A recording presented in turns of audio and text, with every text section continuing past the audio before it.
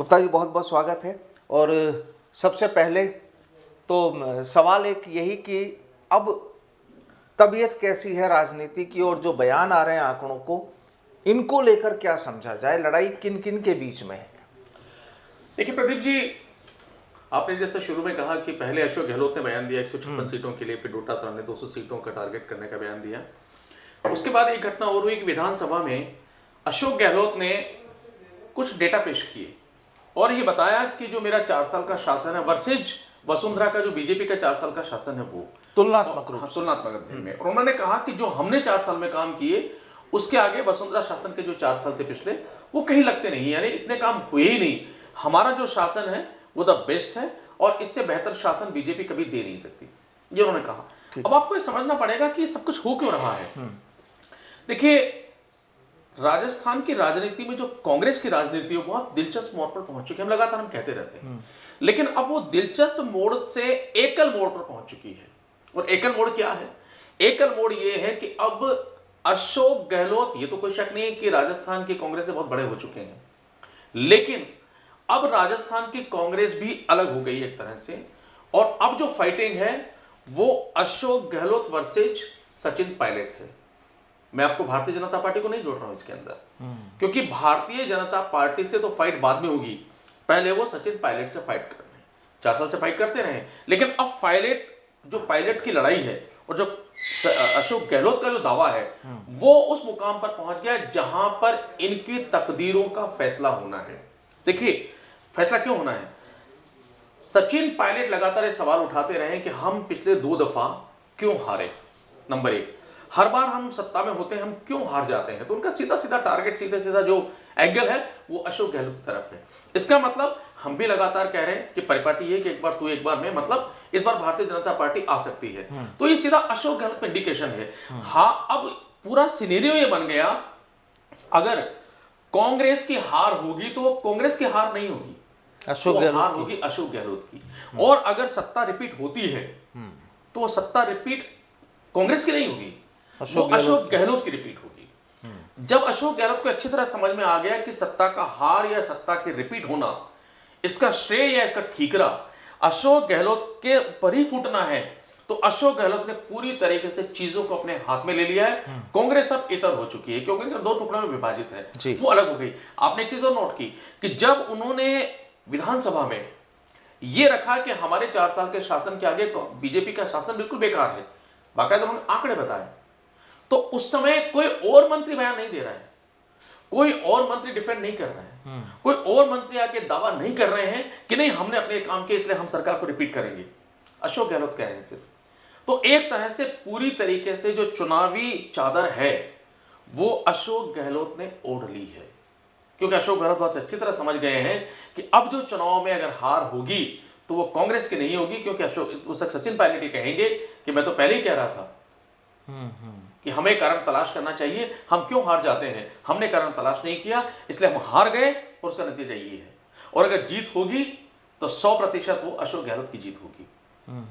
इसलिए अशोक गहलोत अब पूरी तरह फ्रंट लाइन में है और वो पूरी तरीके से अब हार और जीत को, यानी पायलट को वो बिल्कुल दूर रखना चाहते हैं। हाँ, देखिए पायलट दूर एक तरह से हो चुके हैं। ये अलग बात है कि अशोक गहलोत आज भी दिल्ली में है, दिल्ली जा रहे हैं वो, और दिल्ली में वहां पर बात होगी, वो बात अडानी का जो इन्वेस्टमेंट है उसको लेकर यहां पर होगी, क्योंकि कांग्रेस बहुत ऑकवर्ड सिचुएशन में है कि एक तरफ अडानी को लेकर आप जयपुर समेत पूरे हिंदुस्तान में प्रदर्शन कर रहे हैं, और उसी अडानी के लिए अशोक गहलोत रेड कार्पेट बिछाते हैं, अडानी भाई बोलते हैं, अडानी के साथ शेयर शीट करते हैं, और राजस्थान के विकास में अडानी के लिए जमीनों का आवंटन कर रहे हैं। तो एक बहुत ऑकवर्ड सिचुएशन है। तो ये इस सिचुएशन के अंदर उनको दिल्ली बुलाया गया है। वो दिल्ली में अडानी की बात होगी, दिल्ली में सचिन पायलट की बात होगी, दिल्ली में कुछ और बातें होगी, लेकिन दिल्ली में भी शायद वो यही कहेंगे कि कांग्रेस को अब सत्ता में रिपीट करने की जिम्मेदारी मेरी है।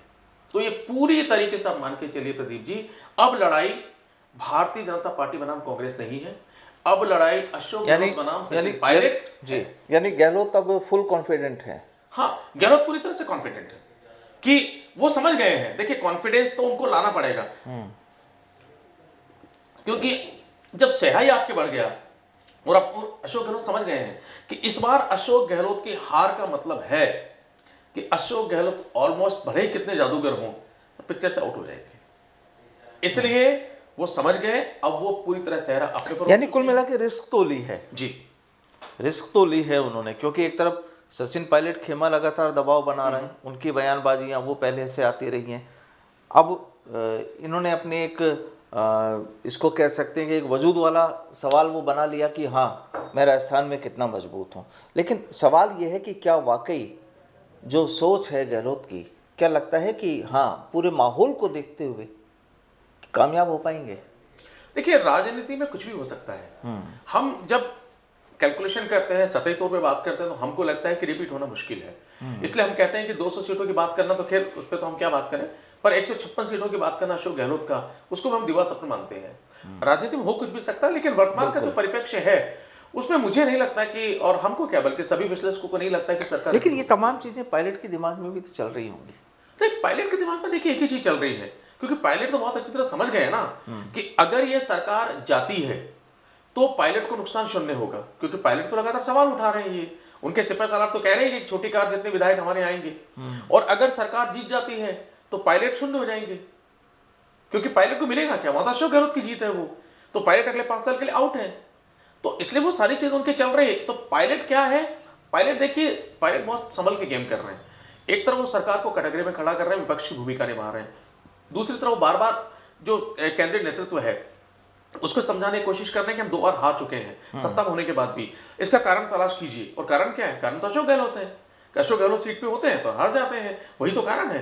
पर वो अपने मुंह से नहीं कह रहे हैं, वो ऊपर पूछ रहे हैं और कह रहे हैं कि उसके कारण तलाश कीजिए, उस कारण को रिमूव कीजिए। वो यहाँ पे होने वाला नहीं है। तो अब अगर ये हार जाते हैं तो ये कहेंगे कि मैं तो बार बार कह रहा हूं, सचिन पायलट बोलेंगे कारण तलाश कीजिए, अपने कारण तलाश नहीं किया, हार गए। अगर एक पल के लिए जीत जाते हैं तो वो ये कहेंगे देखो मैं तो मैदान में उतरा, मैदान में उतर के मैंने बार बार सबसे आह्वान किया कि ये परिपाटी बदलनी चाहिए, सरकार रिपीट होनी चाहिए, लोगों ने हमारी बात सुनी और मैंने पार्टी का वफादार सिपाही होने के नाते सरकार रिपीट करवा दी। तो वो अंदर से जो हिडन एजेंडा, यानी वो उसको खोखला, गहलोत जो है वो खुद खोखला कर रहे हैं हाँ पायलट को, ये माना जाए, ये आप समझ लीजिए। और अशोक गहलोत फ्रंट लाइन में है, अशोक गहलोत पूरी तरीके से जिम्मेदारी ओढ़ चुके हैं सरकार को रिपीट करवाने की, और वो सोनिया और राहुल को भी यही बोलने वाले हैं कि इस बार रिपीटेशन होगा। और एक मजेदार बात और बताता हूं मैं आपको कि देखिए यहां पे दूसरा काम क्या हो रहा है कि भारतीय जनता पार्टी सत्ता की तरफ लोलुप निगाहों से ये सोचकर देख रही है कि हम कुछ करें ना करें, जो सचिन पायलट और अशोक गहलोत का अंतर विरोध है उससे हमारे पास सत्ता आ जाएगी। और अशोक गहलोत ये सोच रहे हैं कि भारतीय जनता पार्टी का जो अंतर कलह है, जो अंतर विरोध है और जो विभिन्न खेमे बन चुके हैं जो 10 के आसपास हैं, उनकी वजह से सत्ता हमारी रिपीट हो जाएगी। अब मजेदार बात देखिएगा इस बार कि अपने कामों से ज्यादा दूसरे की अंतर कलह, उससे सरकार रिपीट होने की उम्मीद वो उठा रहे हैं। तो ये एक बड़ा मजेदार सा सीनियर इस समय है, जबकि होता पहले ये था कि हम या तो अपने कामों के दम पे आने की कोशिश करते या हम सामने वाली पार्टी की कमजोरी गिनाते। इस बार वो देख रहे हैं कि अगर मेरे अंतर कलह है तो तुम्हारी भी अंतर कलह है, मेरे ईगो की लड़ाई तो तुम्हारी भी ईगो की लड़ाई है। अब जनता, यानी कांग्रेस की कहानी तो इस समय कुल मिलाकर बड़ा पेचीदा है। अब यहाँ पर पिछले दिनों से एक तस्वीर और नजर आ रही है, किरोड़ी लाल मीणा ये लगातार जिस तरीके से धरने पर बैठे हुए थे और हाल ही में इन्होंने धरना स्थगित कर दिया। जब इन्होंने धरना शुरू किया तो सतीश पूनिया भी वहाँ पर पहुँचे, वसुंधरा राजे भी पहुँची, 1-2 लीडर्स और भी पहुँचे थे। जैसा कि किरोड़ी जी का आरोप सीधा कि भाई पूनिया जी जो कह के गए वो नहीं हुआ, यानी उन्होंने सतीश पूनिया को भी कटघरे में खड़ा कर दिया, उन पर भी सवाल उठा दिए। लगता क्या है इसके पीछे की, क्योंकि देखिए आम आदमी पार्टी ऐलान कर चुकी है कि राजस्थान में 200 सीटों पर इलेक्शन लड़ेंगे, किरोड़ी लाल मीणा का अपना एक अलग चल रहा है मामला, और इधर हनुमान बेनीवाल। क्या लगता है कि आने वाले टाइम में कहीं कुछ एक नई तस्वीर और उभर कर सामने आ सकती है? देखिए इस बार की राजनीति में भारतीय जनता पार्टी की राजनीति में बहुत मजेदार किस्से होने वाले हैं। जहां तक किरोड़ी लाल मीणा जी का सवाल है, देखिए किरोड़ी लाल मीणा की राजनीति को आपको थोड़ा सा समझना पड़ेगा।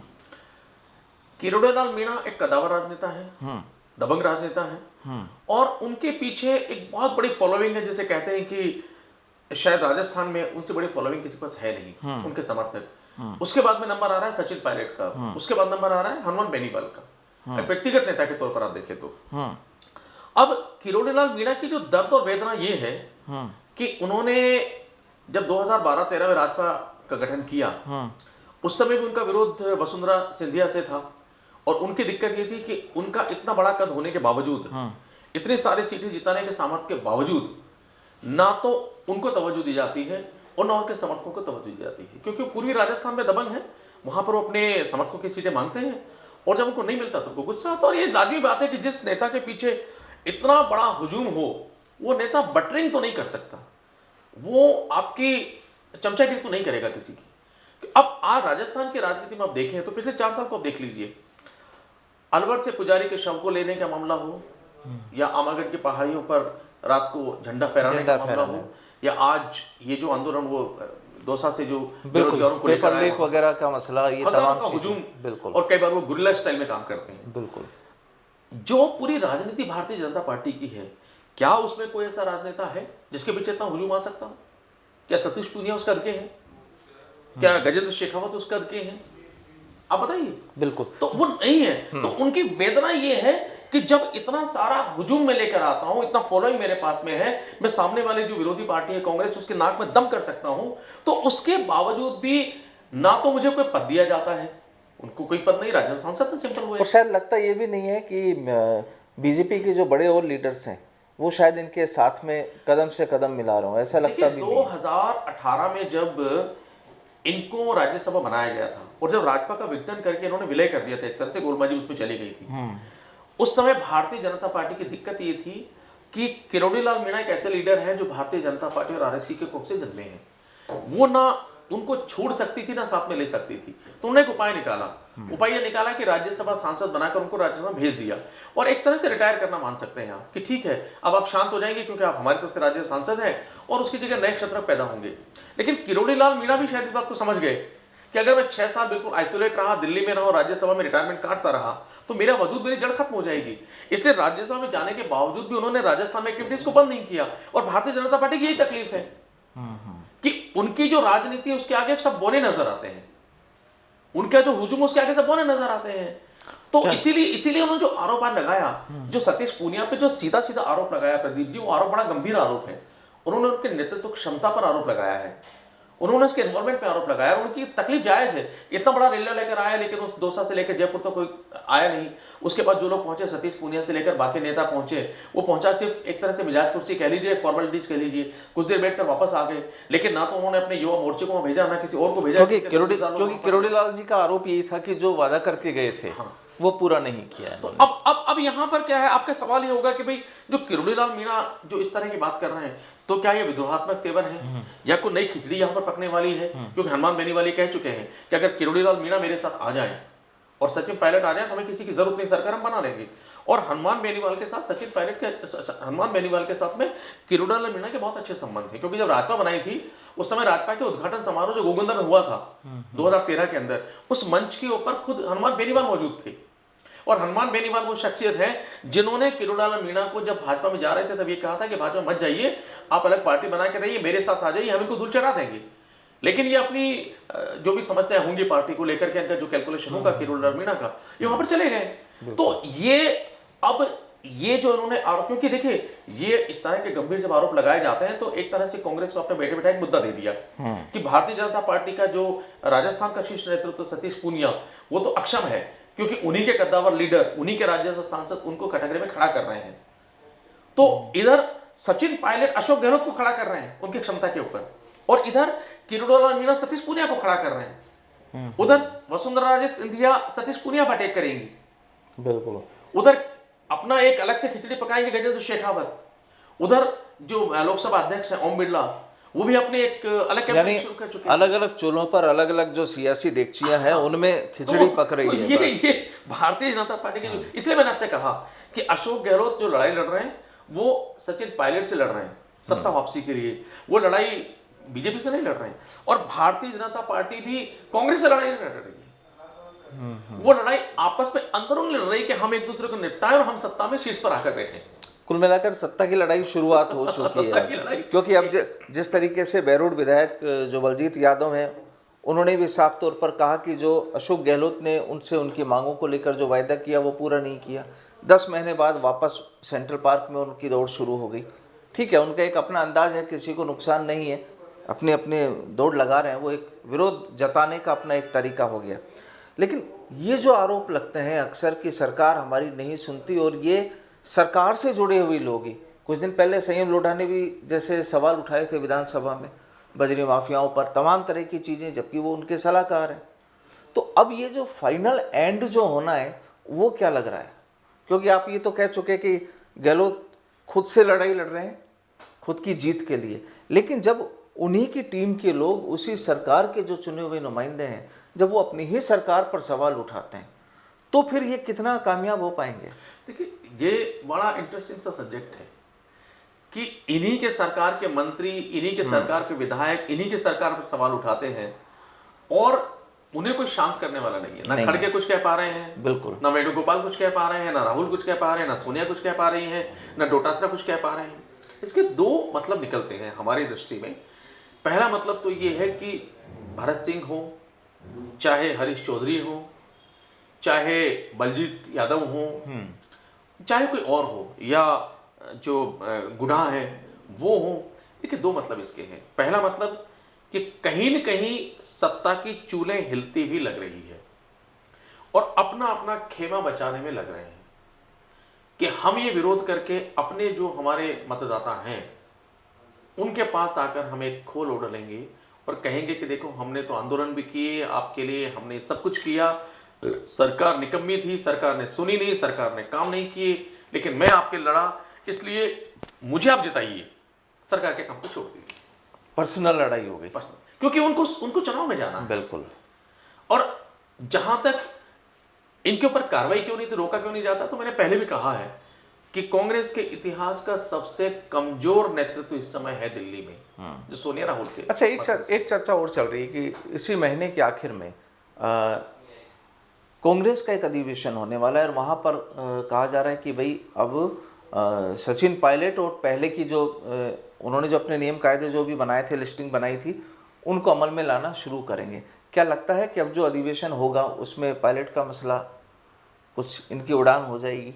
नहीं, मैंने आपको पहले भी कहा है, बार बार मैं कहता रहा हूँ और मैं पिछले काफी लंबे समय से कह रहा हूँ कि सचिन पायलट का चैप्टर राजस्थान में इस इलेक्शन तक कोई बहुत बड़ा पद पाने का क्लोज हो चुका है। वो बहुत पहले क्लोज हो गया, क्योंकि जो अशोक गहलोत हैं, उनकी जो छवि है, उनका जो कहते हैं वो लार्जर देन कांग्रेस हो गया। और ऐसे में अशोक गहलोत उनको किसी ऐसे पावर सेंटर में नहीं आने देंगे जो उनके ऊपर जिसका असर हो। इसलिए पूरी तरीके से हार जीत उनके जिम्मे है, वो अपना सर पे लेके चलेंगे उसको। तो सचिन पायलट का मुद्दा कुछ नहीं होगा। जहां तक सवाल सचिन पायलट को सिर्फ लॉलीपॉप देने का है या उनको आश्वासन देने का है, तो ये तो हम शुरू से कह रहे हैं कि उनको अगले 5 साल के लिए लॉलीपॉप दिया जाएगा। इस इलेक्शन तक अगले 9 महीने के अंदर कुछ होगा, इसकी कोई संभावना वहां पर नहीं है। जहां तक अधिवेशन का सामान है, तो देखिए, अधिवेशन तो उदयपुर के अंदर भी हुआ था। उदयपुर ने बड़ी बड़ी बातें कही थी, युवाओं को इतनी पद देंगे, महिलाओं को इतना देंगे, हम एक परिवार में 2 जनों को नहीं देंगे। हुआ क्या है? आज जो कांग्रेस के जो NSUI के इलेक्शन हो रहे हैं, उसमें कौन लोग हैं? उसमें तो सारे कांग्रेस के जो बड़े बड़े लीडर्स हैं, मंत्री रहे हैं, उनके परिवार के बच्चे उसके अंदर भाग ले रहे हैं और उसमें कहा जाएगा तो इलेक्शन फाइट करके आए हैं। तो ये अधिवेशन क्या है? अधिवेशन ठीक है, पार्टी का अधिवेशन है। उस अधिवेशन से कोई अमृत मंथन निकल कर आएगा और उस अमृत के अंदर से कांग्रेस को कोई बड़ी संजीवनी मिलेगी, इसकी बात की संभावनाएं शून्य है। बातें होंगी वहां पर, बातों में, वायदों में कमी नहीं होगी, वो कमी नहीं होगी। एक बार फिर से बहुत सारी चीज दोहराई जाएंगी, हम कायाकल्प करेंगे, परिवर्तन करेंगे, लेकिन परिवर्तन कायाकल्प करेगा कौन? वो ऑरा है किसका? वो माता है किसका? वो सोनिया गांधी के पास भी नहीं है, राहुल गांधी के पास भी नहीं है, प्रियंका गांधी के पास भी नहीं, क्योंकि इनके लीडर से बड़े हो चुके हैं।